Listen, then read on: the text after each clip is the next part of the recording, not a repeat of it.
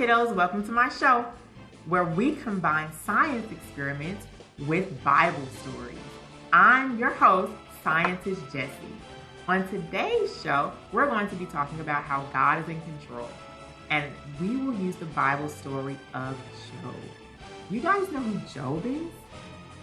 Job is a character from the Old Testament, and Job was a man, a righteous man, who did good, he loved God, and he didn't do evil works. Job was very, very wealthy. In fact, Job had 500 yoke of oxen, he had 500 donkeys, 700 sheep, 3,000 camels, 7 sons, and 3 daughters. And so one day Satan came to God and he told God he had been roaming to and fro on the earth. And God said, "Have you considered my servant Job? There's no one like him in all the earth." And Satan said, "Yeah, well, that's only because you've put a hedge of protection around him. But let me come and take all of his things, and he will curse you to your face." So God gave Satan permission to take all of Job's things. So that means that Satan took everything he had, all the things that I just showed you. So this is the form of how it happened. One of Job's servants came in and he ran into Job and he said, "Job, the enemies have stolen the oxen and donkeys and killed all of the servants, and I alone have escaped to tell you." So let's cross out the yoke of oxen and the donkeys. So Job no longer has those things. Then as that was happening, another servant ran in and said, "Lightning came and struck the sheep and the shepherds. Let's cross that out. And I alone have come to have escaped to tell you." Then another servant came in as he was talking and said, "Job, Mr. Job, some bandits, which are robbers, came and stole all of the camels and killed the servants. And I alone have escaped to tell you." And then another servant came in and said, "Your sons and your daughters were partying, woohoo! And the roof collapsed on top of them and they all died."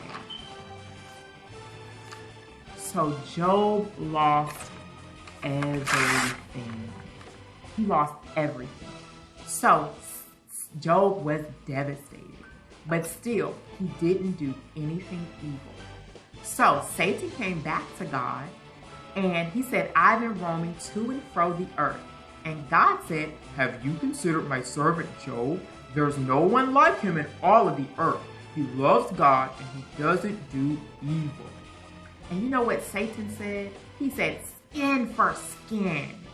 I bet if you let me touch Job's health, he will curse you to your face." So God gave Satan permission to touch Job. He said, "Only do not kill him." So Satan, with God's permission, went and he messed with Job. And Job had all of these icky, ugly boils all over his body. And his wife said, "Job, you ought to curse God and die." And his friend said, "Job, you must have sinned for all of these bad things to happen." And out of all of that, Job never sinned. In fact, Job, let's turn to our Bibles to Job chapter 1, verse 21. And this is what Job said after his friends accused him. His wife said, "Curse God to his face and die." And Job said, "The Lord gave, and the Lord hath taken away. Blessed be the name of the Lord." And so, out of all these things, Job did not sin. And you know what God did? God honored that, and he blessed Job. And Job got double of all that he lost. So Job ended up getting 1,000 yoke of oxen, 1,000 donkeys, 14,000 sheep with the servants as well, 6,000 camels, 3 more daughters, and 7 more sons. And so now I'm going to do an illustration with an experiment. We're going to be using some baggies, some Ziploc baggies, a jar of water. I put food coloring in it to make it a little more interesting, but you don't have to use food coloring. And I'm also going to use a plastic container, just in case. So,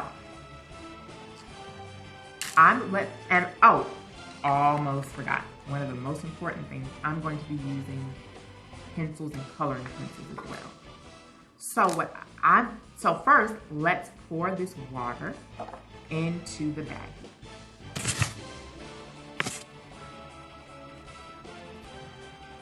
Let's fill it up. It doesn't have to be to the tippy top, but let's fill it up pretty high. And let's make sure we seal the bag tight, as tight as you can fill it. Okay, so you see I have all of this water in this bag that I just poured in.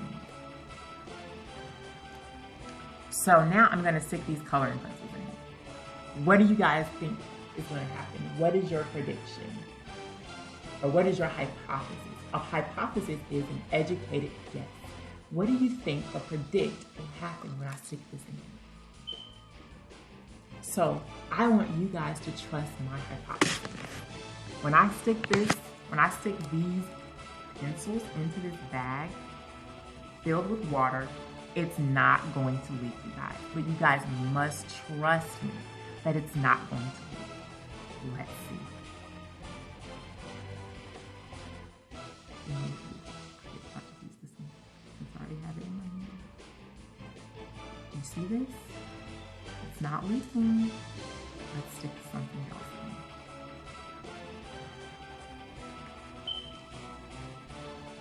in. It's still not leaking. I'm gonna put one more in. This one isn't sharp enough. Let me try to find one that's sharper. This one is sharp.